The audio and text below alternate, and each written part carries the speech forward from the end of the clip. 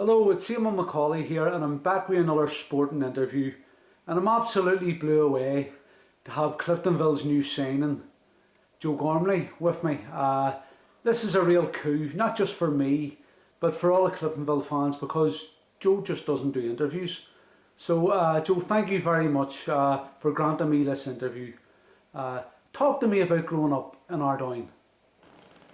Just growing up in Ardoyne, I started off playing football for Ardoyne with just a few of my friends got me involved in Ardoyne stuff, and as I got older I progressed into the youth teams, and I started off with Eamon McAuley and Mark Smith, and they just brought it from there, and that's when I started getting really into playing football and stuff. Who were your mates in Falshida? In Falshida, I had David McAllister, my brother. I would have been out and played in the street with my brother, Joe McAllister, Tomas Stanley, Colin Toner, just all my neighbours and stuff who would just kick the ball about in the street. What's your brother's name? Kieran Gormley. And you have a sister? Yeah, I have a sister, Naomi Gormley, as well. Right, well, how'd you get into the football? Just growing up, my dad used to take a football team called, he took some Pat's youth team and ended up, I think he called the team McLaughlin's from down in New Lodge, and I just went and watched them play each week, and from there I started kicking the ball, and he sort of like got it into me that that's the sport I wanted to play, and it was a good at the time. So Your daddy was a big Celtic supporter? oh yeah, he was a massive Celtic fan, because he actually would have took me to a lot of games, and still now to this day I still follow him, and I'm sure he does as well. Yeah, well, I would have spoke to my granny an awful lot about my daddy. Obviously when I was only 12 when he passed away, and I didn't really get to know much about his football and his background in football and stuff. But I heard he was going to sign for Portadown at one stage in his career football, and which I don't think my granny Annie at the time wanted, because of the troubles and stuff, which I think it sort of stopped him from going down and playing and stuff, which my granny didn't really want in the first place. You went to Holy Cross? Yes, I went to Holy Cross, yes. And how did the football team in Holy Cross go? Oh, the team in Holy Cross was super, to be fair, with Kevin McAreevy and Mr. Jennings was the managers at the time, and the players and just the team and all together were super. We actually we win every competition we entered except for the Northern Ireland Cup, which we were beating the final, which was, I've always wanted to win that in my career, and it just never happened. I was close with that. So well, we won it. The 76 team were the most successful team ever to come out of Holy Cross. Along with the 87 team, we done the clean sweep, won the 4 major trophies and won every match. You were telling me that you went down to Dublin at 12 to play for Celtic. Yeah, talk to me about that. I went and played for Celtic. We're playing a 4-day camp thing in Dublin, and I was lucky enough that Michael Hawkins, Eamon Hawkins, sorry, his father asked me to go down and play, and I got the chance to go down and hopefully try to show off my talent. But when I went down that time, it was quite small, it was very hard for me, and the boys were really, they were tall, and that stage because I never thought it would grow, and it eventually did. But then when I played for Celtic, it was a great experience, and something I can always tell my grandkids and my kids if I ever have any, you know. And then your daddy died. You went through a bad time, a few weeks, a few months, whatever. You took a break from football. Yeah, well, just after my dad had passed away, I sort of didn't have much love for football. I still played it, but I just didn't want it as much as I should have, and then got back into it because I knew that he wouldn't want me to stop playing, and just to keep going, and maybe one day I could achieve my dream. Right, well, do you know Big Mark Toll, Onion, bodybuilder? Oh yeah. Big Mark Egypt. told you, he would have took his with. Big Egypt, you know. If he was chocolate, he would eat himself. Yeah. Well, I rang him, I texted him the other day, he asked about Eddie McAuley. Yeah. And he rang me straight back, and he says, never mind, Eddie McAuley. Well, they weren't exactly his words, but there may be children watching this. But he says, it was me that discovered Joe Gormley. He says, he managed the under-10 team. Yeah, Mark helped Eddie as well, so he did. And he says he brought you on. He brought you on. He remembers the name of the team you played against, Holy Trinity. Right. He brought you on as a sub. Okay, yeah. See, now So he's saying it was him discovered you. So as Jimmy Durante says, everybody wants to get in on the act, don't they? I need to buy him a few drinks in, so they so. So how did it go with our down with Eddie McAuley? Eddie was a great player. Oh, Eddie, because I know Eddie had played for Cliftonville and stuff, and he had told me, because you know what Eddie's like, and him and Mark Toll were just, they made me, obviously made me the player I am today, because they started me off, you know, and without Eddie and Mark, I might not have played football, because they've obviously brought me into the team and given me the chance to play. Well, I'm only joking about Mark. Mark's my big mate. Yeah. So what happened after that then? Just so I played for Mark and Eddie for a few years, and then our team sort of like we stopped getting players to training, players were stopping to turn up. So Eddie and Mark decided to cancel the team, you know, like close it down. And Celtic boys came in and spoke to Eddie and says that. Spoke to Eddie and Mark and says that would like a few of the players to come and join us. Would you ask to see? And Eddie asked us to go and join Celtic boys, and we did. We went over, and I think four of us there was that went and joined Celtic boys. That was a West Belfast club? Yes, it was, yeah.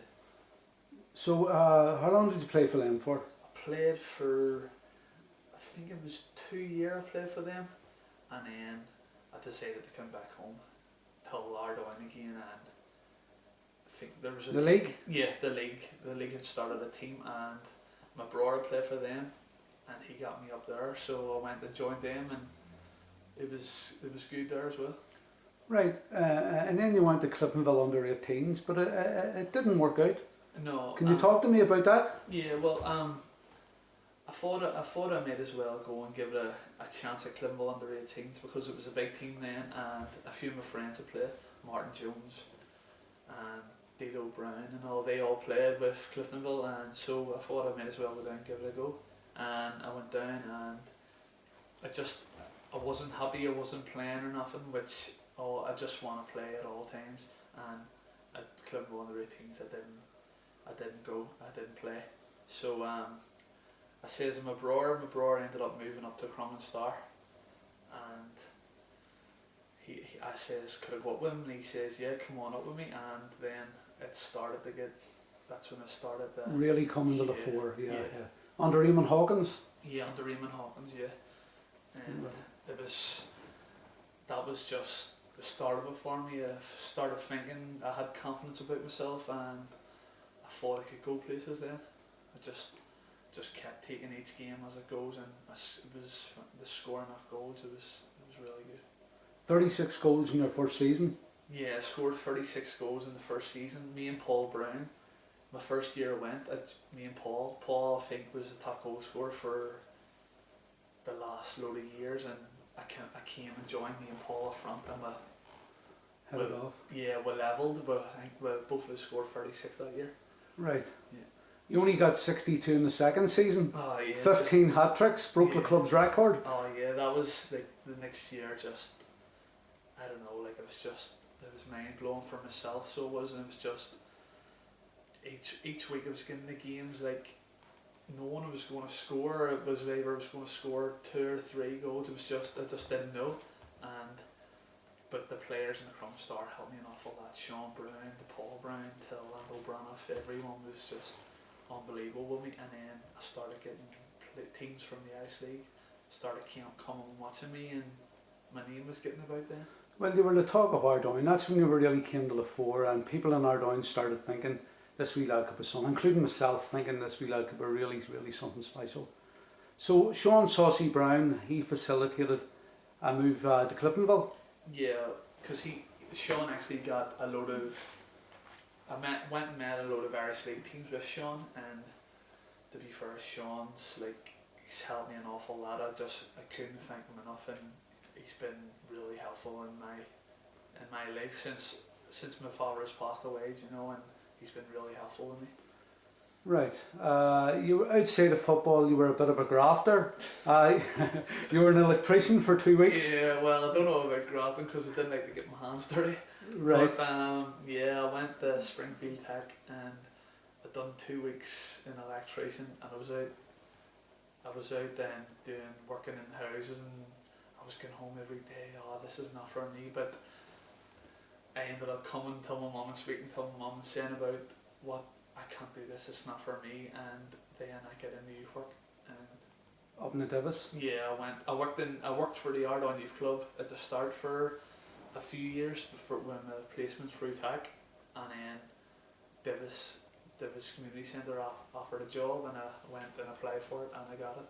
So Right. How long were you there for? I was there for 4 years, so it was in Davis. And So, go ahead. it was an unbelievable time there, but the people over there they were second to none. They were brilliant with me.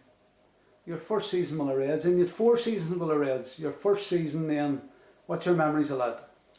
The first season it wasn't really a big, it was good, like I had got the chance and finally went and played for Cliftonville, but I was playing games I was going to matches when I knew I wasn't playing, and I was getting 5 minutes here and then. I think it got to the stage where I was playing, there was a match one day against Dungannon Swifts, and I got told to warm up in the last 5 minutes, and I got called to come on. And I was sort of like, if I don't get on today, that's me finished.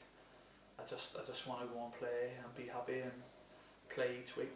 So I came on with 3 minutes ago, asked the kit man at Cliftonville, Brian Campbell, says how long's left, and he says 3 minutes, and I was like, oh God. So I went on the pitch, 2 minutes, the ball rolled to me right away, and I smacked it from about 35 yards, and it went into the top corner, and I was like, oh, I'll stay. I think I'm going to stay.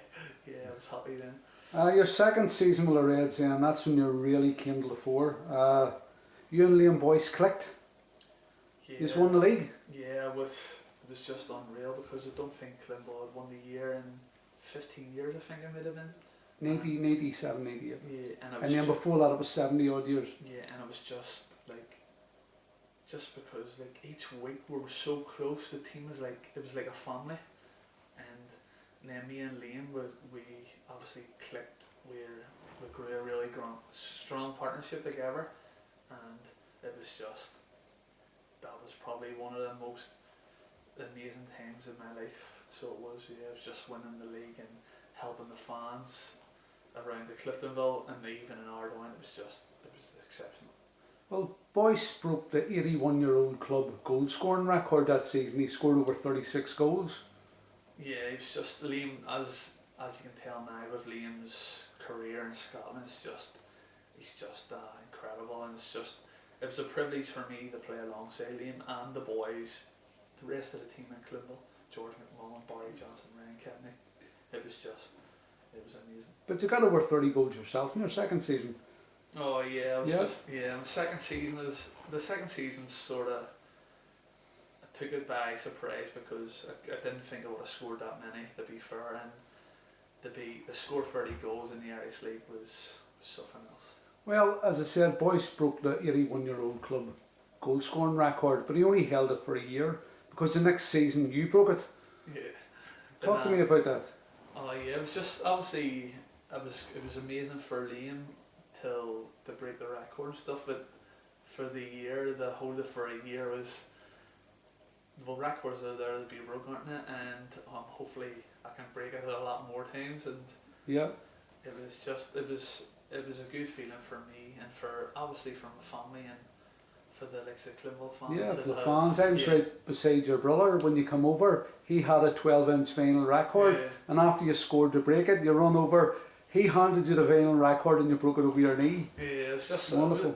It was just something we had planned. He every time I score, he asked me, "What am I going to do this week? What are you going to do that week?" And I just try and think of stuff to do, and and it was just that came sprung to mind, and I done it for a laugh, and it turned out to be decent, very decent. Well, I seen a big improvement in you, and your first touch and your ball control. Yeah, I feel as though you had really improved as a footballer then. Yeah, obviously with Skin and Tommy and training stuff, like they did work on a lot of stuff like that there, and that's all I wanted. I wanted to get better every day and just hopefully could improve myself and improve the team. Well, it was a magical time for Cliftonville Football Club and a magical time to be a fan, which I am. I mean, I was there in '79 when we won the Bass Irish Cup at Windsor Park, but this was even better. Yeah, but it was just that time alone at Cliftonville was just, like words can't even describe it. That just everything about it that year was something else. It was, and not only it was magical for the fans, but for myself, like it was just, it's something I'll never ever forget. And we drew Celtic in the Champions League. Oh, yeah. That was the cherry on the cake. Oh yeah, most definitely, because I remember sitting at home and I think my mum texted me saying, "You've got Celtic," and I rang and I was like, "No, I haven't." The draw hadn't even been made yet, and then the next thing I see Facebook flooding Celtic Cliftonville, I was like, "Whoa, dreams do come true." Wow. Well, you were there with me when the bus arrived. Alright, Neil Lennon had a wee word to say to you. Oh yeah, I was down and obviously I wanted to see the players, and even though I was going to see them play against them the next day, but I seen Neil Lennon and he came over to me and he says, "What are you doing here? Someone kick him." So that was good for him to notice me. Your fourth season at Solitude then, Boyce was gone. Wasn't a bad season. It was just that we had so much success. I think we won the League Cup that year and we finished fifth in the league. But did you play a full season? I can't remember. Yeah, I played a full season that year. Actually, I went on and broke the record the record the year before. I went and broke it the following year again. That was my last season. Wow. So it held for 81 years and then it was broke 3 years in a row, you and Boyce? Yeah. I actually broke my own record, which is pretty I didn't even know that. Yeah.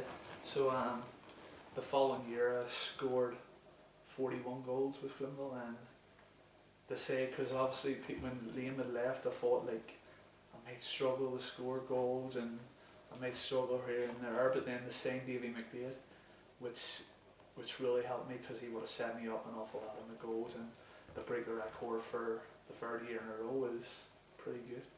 So Peterborough came in for you. There was a lot of teams jockeying for your services, but talk to me about that.